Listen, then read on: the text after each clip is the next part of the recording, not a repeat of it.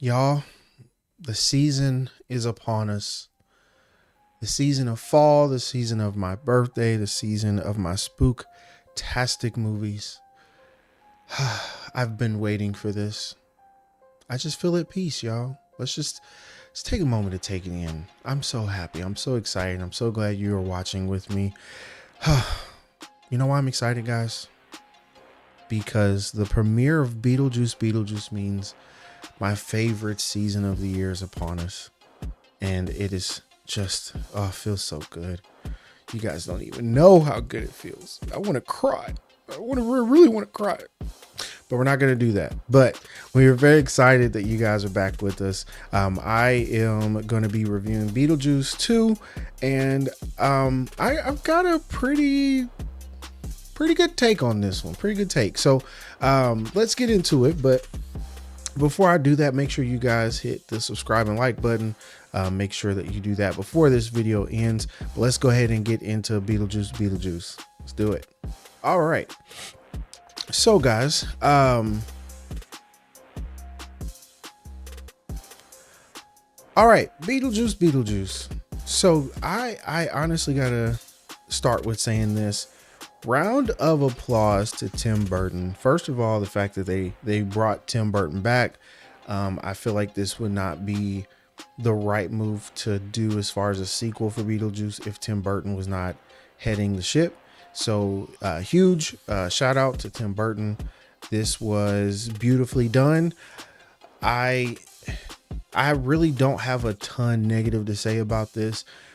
A lot of times with these type of movies, I know that it can be a little tough because we have such a nostalgic tie to the original, and it feels, good to watch those movies and relive, those movies through our memory and through, it's Halloween, so costumes and different other things. So it gets kind of tricky when, it's been 10, 20, 30 years since the first movie, which I think for Beetlejuice 1, it's been 36 years.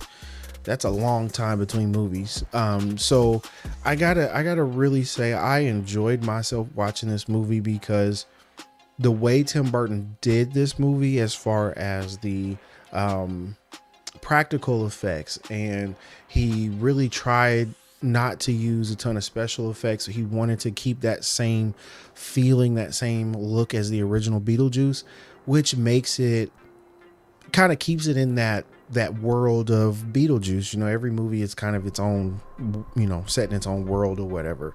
So the fact that they really tried to limit as much special effects and keep it more practical like the first movie, and that's the thing, the first movie, the practical effects were amazing, and to get back to that type of practical effects in movies, it feels really good. I gotta be honest, with being a fan of Harry Potter and being a fan of Star Wars, being a fan of Marvel and DC, there's a ton of special effects that are used.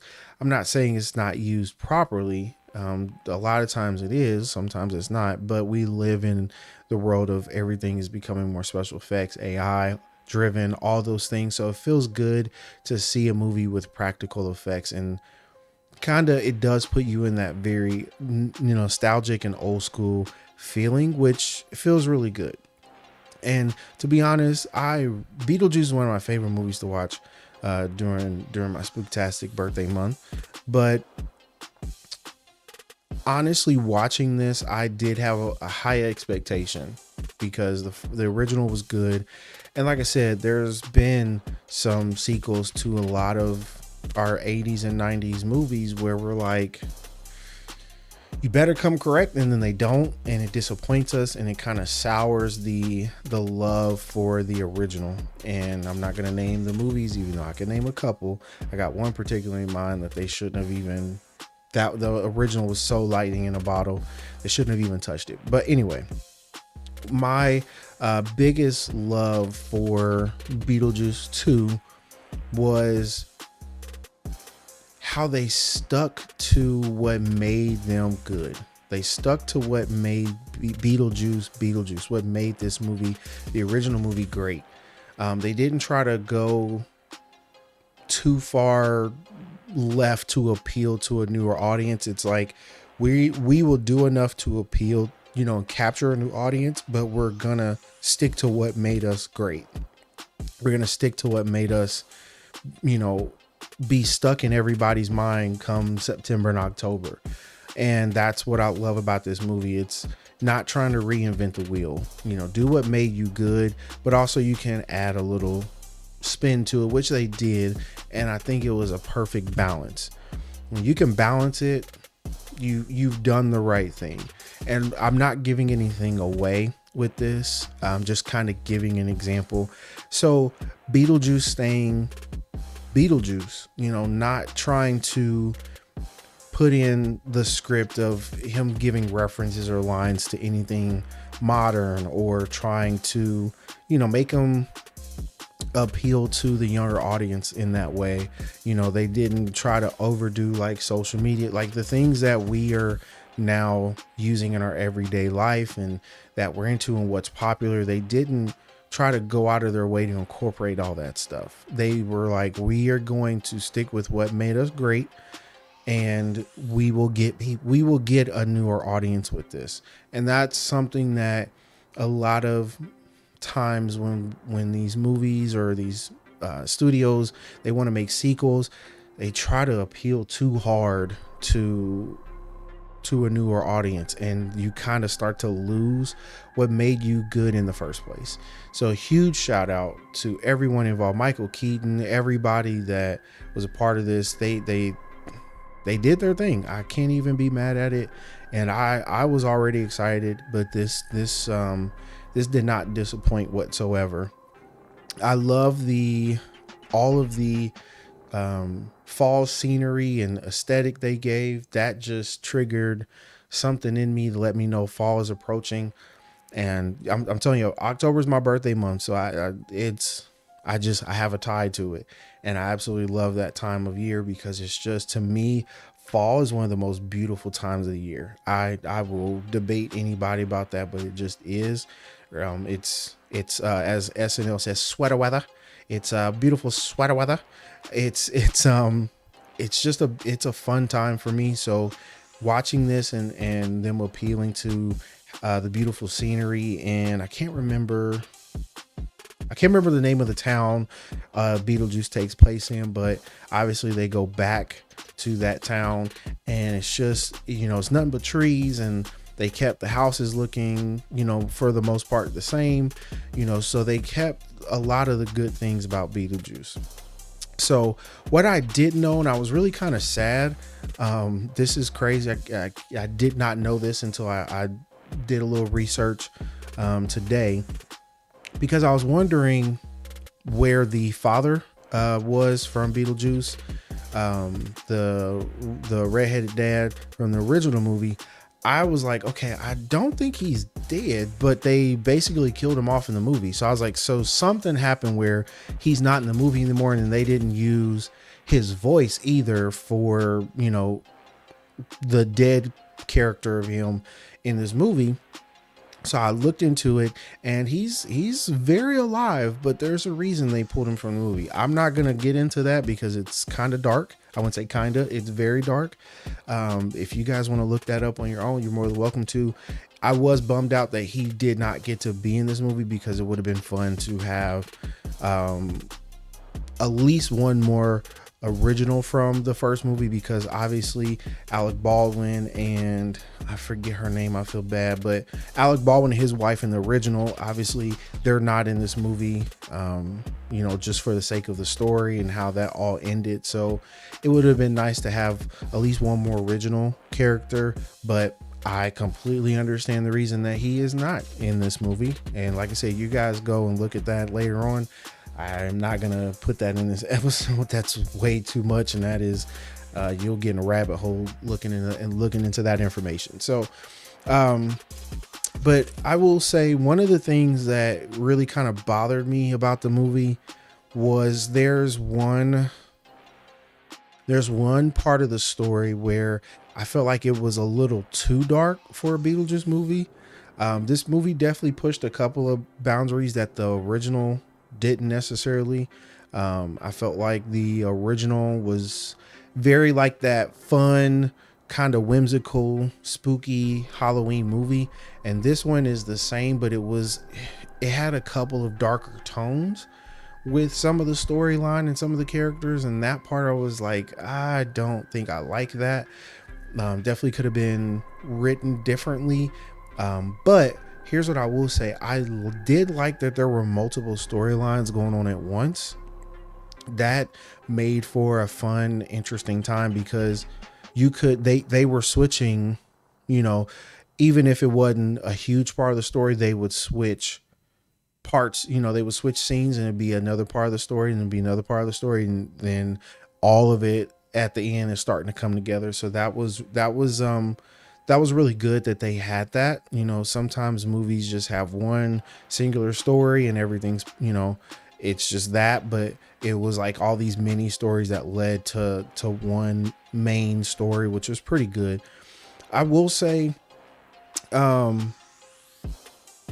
it was weird how they kind of gave you a big bad villain, and there wasn't a whole lot of speaking lines. There really wasn't a ton of screen time. So that part was a little weird, but they at least explained why she's a villain and, why she matters to the story. So they kind of got a pass on that one. But it was a little weird that she's supposed to be technically the big bad villain and didn't really get a whole lot of lines, but it's fine. Here is another shining light in this movie for me.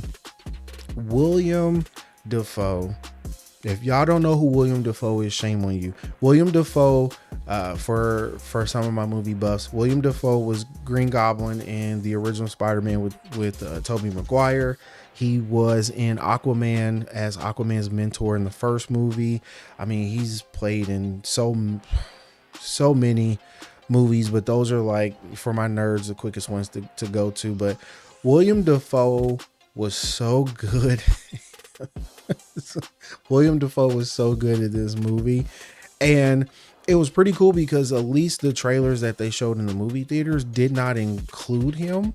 So I was honestly surprised to see him in this movie. I was like, what is William Dafoe doing in here? But then when he was introduced, his character was introduced, oh my God.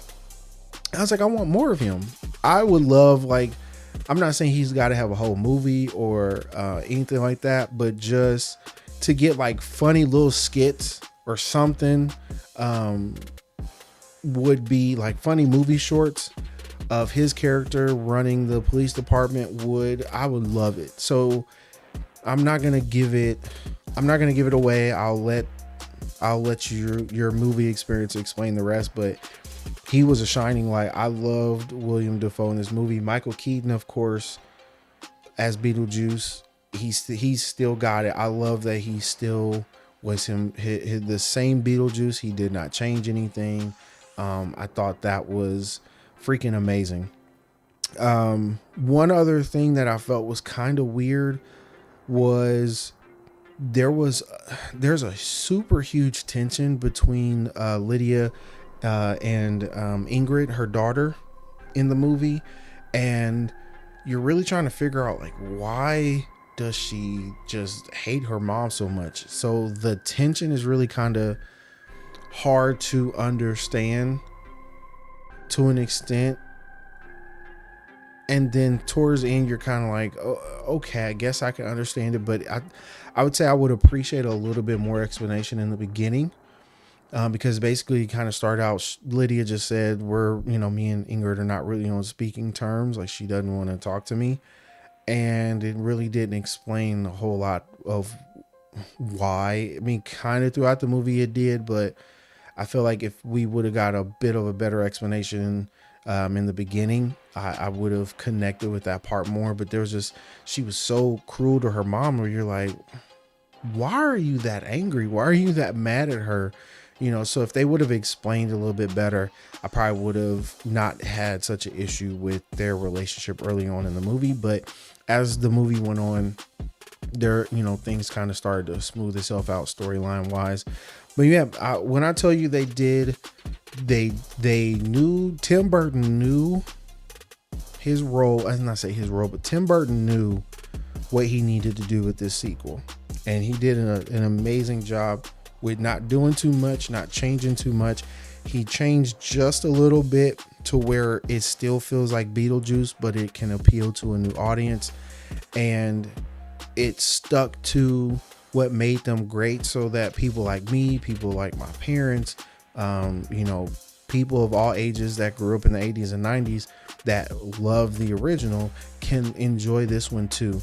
And it really, I feel like, aesthetic wise and storyline wise, it all goes together. It's cohesive. So if you watch these back to back, it feels like it all flows together, versus sometimes excuse me, sometimes when you watch the first movie and then you watch the sequel, they don't always kind of go together.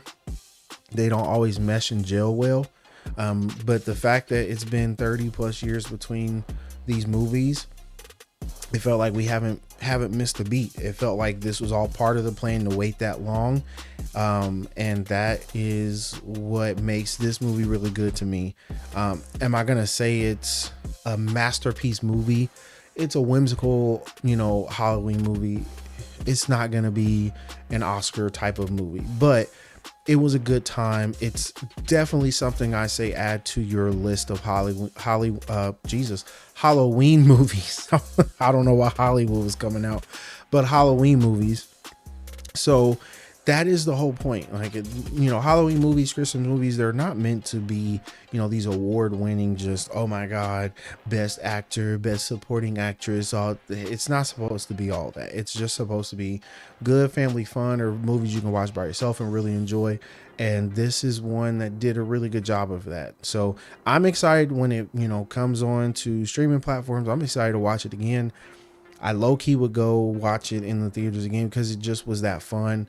My issues that I have with it don't really take too much away from the movie. It's just, y'all know how I am. Just little things where I'm like, that could have been done a little bit better. But overall, I had a good time. I went by myself, had a good time. I sat next to a family. I sat next to a mom, and me and her had, was having a good little laugh and everything. So it was just a good time. Everybody had a good time in the movie theater, had some laughs. The end scene, I think was pretty good. It doesn't compare to the kitchen scene, where they, in the original, where they sing Banana Boat Song, but man, I mean, you can't, that's lightning in a bottle. You can't really top that. You cannot top that. But I did like their tribute to that song and how they used it in this one, and then how they tried to kind of do their own version of that in this. It was actually pretty cool. So no complaints there, but I had a good time, guys. I recommend you go and see this. If I had to give it a rating, I'm gonna give it a 7.8. I can't justify this type of movie getting anything higher just because of the nature of the movie. How, like I said, this is not supposed to be that type of movie. It has its own category. But for what it is, it was great. It was great. It did what it was supposed to do. It did. I have yet to see anyone disappointed with this movie, because it is Beetlejuice. It is Beetlejuice. It is Beetlejuice. Notice I said it 3 times. There you go. But yeah, good time, guys. I definitely recommend going to see this, and let me know in the comments what you guys think. I personally think they did a good job. They did not disappoint us like some other sequels have, and the fact that it's been 30 something years between the first and second, super impressive. So I was happy with the acting. I connected with the characters. The characters made me laugh.